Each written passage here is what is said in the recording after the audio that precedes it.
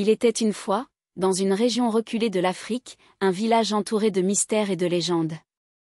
Ce village, niché au pied de montagnes imposantes et bordé par des étendues de savane dorée, était connu pour ses traditions anciennes et sa connexion profonde avec la nature. À la lisière du village se dressait la forêt interdite, un lieu redouté mais aussi vénéré par tous les habitants. On disait que la forêt était habitée par des esprits anciens, des créatures mythiques, et des pouvoirs qu'aucun mortel ne devait déranger. Depuis son plus jeune âge, Kali a toujours ressenti une attirance irrésistible pour la forêt interdite. Contrairement aux autres enfants du village qui fuient les récits terrifiants des anciens, Kali rêve de découvrir ce que cache cette forêt mystérieuse. Sa grand-mère, Mama Zola, a souvent raconté des histoires d'esprits vengeurs et de créatures dangereuses, mais cela n'a jamais dissuadé Kali. En réalité, les récits de Mama Zola ne faisaient qu'éveiller davantage sa curiosité. Un jour, alors qu'elle erre près des frontières de la forêt, Kali commence à ressentir une étrange connexion.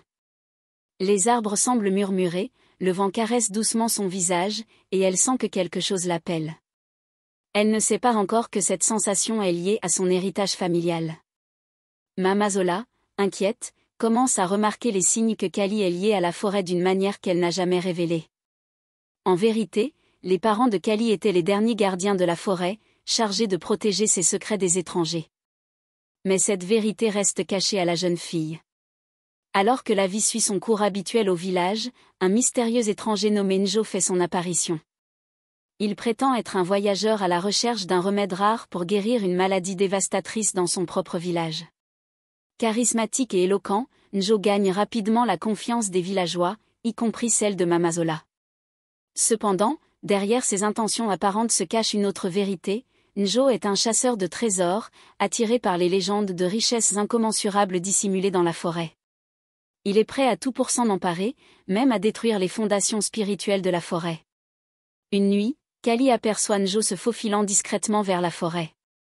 Poussée par sa curiosité et son instinct, elle décide de le suivre en secret. C'est alors qu'elle pénètre pour la première fois dans la forêt interdite.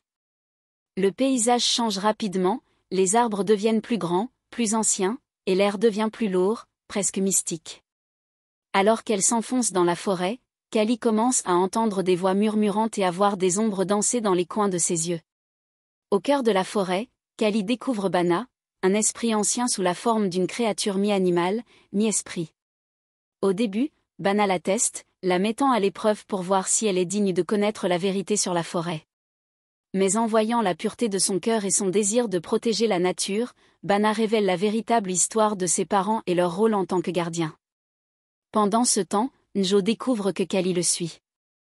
Voyant en elle une opportunité, il décide de l'utiliser pour ouvrir des passages cachés, se servant de son lien avec la forêt pour atteindre son but.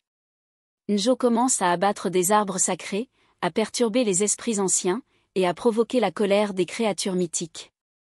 Kali, désormais consciente de son rôle en tant que protectrice, sait qu'elle doit arrêter Njo avant qu'il ne soit trop tard. Le conflit atteint son apogée lorsque Njo découvre l'entrée d'un sanctuaire ancien, un lieu sacré qui abrite les secrets les plus profonds de la forêt. Kali, accompagnée de Bana et des esprits de la forêt, se dresse contre lui.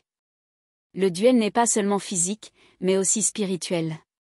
Kali doit apprendre à canaliser les pouvoirs qu'elle a hérités de ses parents pour repousser l'influence néfaste de Njo. Les esprits l'aident en renforçant ses capacités, tandis que Njo tente de manipuler les forces obscures pour ses propres intérêts. Au moment culminant, Kali, avec l'aide des esprits et de Bana, réussit à fermer le sanctuaire et à bannir Njo de la forêt. Cependant, le coup est élevé, Bana doit sacrifier une partie de son essence pour protéger la forêt, ce qui affaiblit temporairement ses pouvoirs. Kali promet de veiller sur la forêt jusqu'à ce qu'il se rétablisse complètement. De retour au village, Kali raconte son aventure à Mama Zola, qui lui révèle enfin la vérité sur ses parents et la responsabilité qui pèse désormais sur ses épaules. Kali accepte son rôle de nouvelle gardienne de la forêt interdite, promettant de protéger ses secrets et de veiller à ce que personne ne menace à nouveau l'équilibre entre le village et la forêt. Le village, autrefois craintif, commence à voir la forêt sous un nouveau jour, comprenant qu'elle n'est pas une menace, mais une alliée précieuse.